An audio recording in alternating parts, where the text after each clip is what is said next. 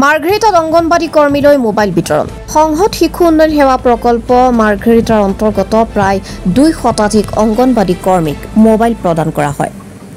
Margherita block conference হলত অনুষ্ঠিত এখন সভাত আনুষ্ঠানিকভাৱে প্ৰদান কৰা হয়। মাৰ্ঘেৰিটাৰ মোবাইল বিতৰণ আনুষ্ঠানিকভাৱে শুভাৰম্ভ কৰে মাৰ্ঘেৰিটাৰ বিধায়ক ভাস্কৰ শৰ্মাই। বৰ্তমান সময়ৰ এক অত্যাৱশ্যকীয় সামগ্ৰী হিচাপে পৰিগণিত হোৱা মোবাইল ফোন লাভ কৰি উৎফুল্লিত হৈ পৰে অংগনবাড়ী কৰ্মীসকল। উক্ত কাৰ্যসূচীত মাৰ্ঘেৰিটা বিধায়ক ভাস্কৰ শৰ্মা, বিধায়ক প্ৰতিনিধি ডিচেন টিপমিয়া, মাৰ্ঘেৰিটা সংহত শিশু উন্নয়ন সেৱা প্ৰকল্প বিষয়া মিনতী ৰাণী দাস, মাৰ্ঘেৰিটা ব্লক কোঅৰ্ডিনেটৰ ৰূপা ফুকন সহ অংগনবাড়ী কৰ্মীসকল উপস্থিত থাকে। আপোনালোকে দেখিছে বিভিন্ন সময়ত অসম চৰকাৰে বিভিন্ন আঁচনি লৈ পেলাই ৰাইজৰ মাজত আনিছে। তেনেকৈ আমাৰ আশা কৰ্মী অংগনবাদীসকলৰ কাৰণেও কিছু আঁচনি তৈয়াৰ কৰি পঠাইছে। কিয় যোৱাবাৰো আমি মোবাইল দিছিলোঁ অংগনবাদী কৰ্মীক, কিয় অংগনবাদী কৰ্মীৰ বহুত কাম থাকে। কিয় আজি স্বাস্থ্য যিটো মানুহৰ স্বাস্থ্যৰ যিটো সেইটো বিষয় লৈ পেলাই যিখিনি কৰণীয়খিনি অংগনবাদী কৰ্মীসকলে কৰে, সেই কাম কৰিবৰ কাৰণে মুখ্যমন্ত্ৰী ডাঙৰীয়াই ভাবিলে যে তেখেতসকলক এখন ভাল মোবাইল দিয়াটো উচিত। গতিকে আমি আগৰবাৰো দিছিলোঁ, এইবাৰো আমি তেখেতসকলক মোবাইল বিতৰণ কৰিছোঁ। ঠিক সেইধৰণে আজি মাৰ্ঘেৰিটাতো প্ৰায় 200 অংগনবাদী কৰ্মীসকলক মোবাইল বিতৰণ কাৰ্যসূচী ৰাখিছে। CDPO ডাঙৰীয়ানী আছে ইয়াতে, প্ৰায় 10টামান অংগনবাদী কৰ্মীসকলক মই বিতৰণ কৰিলোঁ, বাকীখিনি CDPO বাইদেউ দিব। গতিকে মই ভাবোঁ অসম চৰকাৰৰ লগত জড়িত যিকোনো ব্যক্তিক মাননীয় মুখ্যমন্ত্ৰী ডাঙৰীয়াই প্ৰত্যেকটো অসম চৰকাৰ আঁচনিৰ লগত জড়িত কৰিব বিচাৰিছে। গতিকে সেইটো মুখ্যমন্ত্ৰীৰ সদিচ্ছা।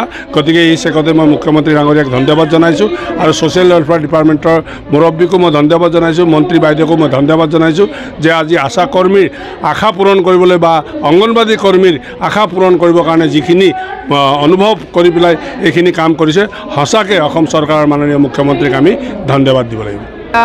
সংহত প্ৰকল্প যি হয় তাৰ প্ৰকল্প বিষয়া আমাৰ পোষণ যি এটা এপ আছে, সেই এপৰ জৰিয়তে আমাৰ অংগনবাদী কৰ্মীসকলে দৈনন্দিন যিখিনি তেওঁলোকৰ কাৰ্যকলাপ, সেই কাৰ্যকলাপ তাত তেওঁলোকে আপলোড কৰে। তাৰ ওপৰত ভিত্তি কৰি আমি তেওঁলোকে কেনেকুৱা ধৰণৰ কাৰ্যকলাপ কৰিছে বা কোনোবা এটা অঞ্চলৰ শিশুসকলৰ তেওঁলোকৰ বৃদ্ধি আৰু তেওঁলোকৰ শিক্ষা কেনেদৰে তেওঁলোকে লাভ কৰিছে, সেই বিষয়ে আমি এই এপৰ জৰিয়তে গম পাই থাকোঁ। কিন্তু এই এপৰ বাবে আমাৰ চৰকাৰে আগতেও আমাক মোবাইল প্ৰদান কৰিছে আমাৰ অংগনবাদী কৰ্মীসকলক। সেই মোবাইলসমূহ যিহেতু ইতিমধ্যে বহুত পুৰণি হৈ গৈছে, গতিকে এতিয়া নতুনকৈ কিছুমান আপডেটেড ফোন তেওঁলোকে আমাক প্ৰদান কৰিছে।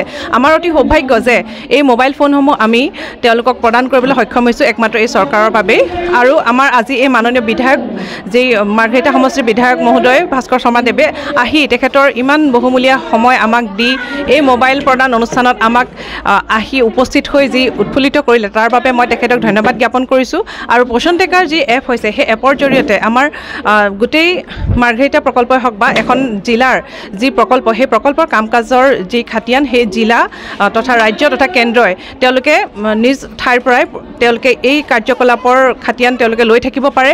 আমাৰ মাহে মাহে যি ৰিভিউ অনুষ্ঠান হয়, সেই অনুষ্ঠানত এই পোষণ টেকাৰ এপৰ ওপৰত ভিত্তি কৰিয়েই আমাক কিছুমান প্ৰশ্ন সোধে তেওঁলোকে আৰু আমাৰ কাৰ্যকলাপৰ তেওঁলোকে উমান পাই থাকে। গতিকে মই ভাবোঁ এই যি মোবাইল আমাক চৰকাৰে প্ৰদান কৰিছে, এই কাৰ্যই আমাৰ যি বিভাগীয় কাম কাজসমূহ সুচাৰুৰূপে আগবঢ়াই নিয়াত আৰু অধিক আমাক সহায় কৰিব। ধন্যবাদ।